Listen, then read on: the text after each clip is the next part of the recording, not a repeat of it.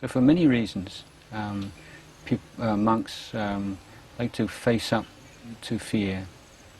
So for Ajahn Chah himself, for him the big fear was of spirits and ghosts. And so he had to really force himself to go and stay in this cremation ground. He said, I didn't want to do it. I really didn't want to do it, but I made myself. And as it so happens that the night he went to stay in the forest, the evening, they brought a body in to the cremation forest and cremated it. So everyone, after the cremation, everybody went back. So he's there. It's not just a forest where they have cremations every now and again. It's one where there's been a cremation, right very close by him. And so that night he experienced incredibly intense fear and didn't sleep a wink, and struggling all through the night. It was very, very difficult for him, but he got through the night, and he went on arms round, and dogs started to bite him, and so, what's going on.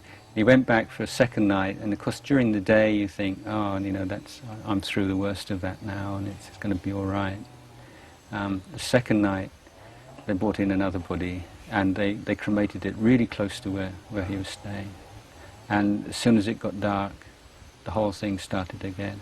And he was sitting in his glot, as I remember, and his eyes closed. The thing about these glots, as I told you, you have this very thin cloth surrounding, but somehow it just makes you feel safe, But anyway, he did have that kind of protection, although it was just an illusory one, really. And then late at night, he suddenly started hearing this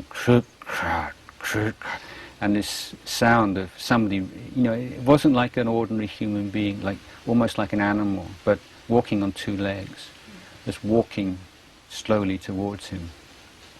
And he could hear the leaves rustling on his feet. And he just closes, he closes his eyes. Whatever happens, I'm not going to open my eyes. And this thing just walked closer and closer and came up behind him, and then walked off again. And then it came back a second time, and he said he was just so tense. He said he felt like a drum, he's tense as a drum, and he said the fear just increased, and just such an intensity that he'd never experienced before, and then it reached like the sort of the maximum, and then into his mind he was, what are you afraid of? What are you really afraid of? We're afraid of death. Yeah. Well, where is death?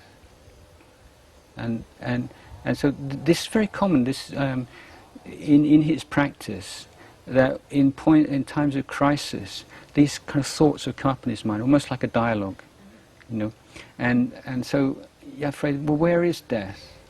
And then the answer just popped in his mind as death lies within, And there's nowhere wherever you go, you take death with you. And although that might seem an obvious point, but at that particular time and at that particular intensity of emotion, he said something just flipped over at that moment, and his fear just disappeared. And at the moment his fear disappeared, just incredible rush of bliss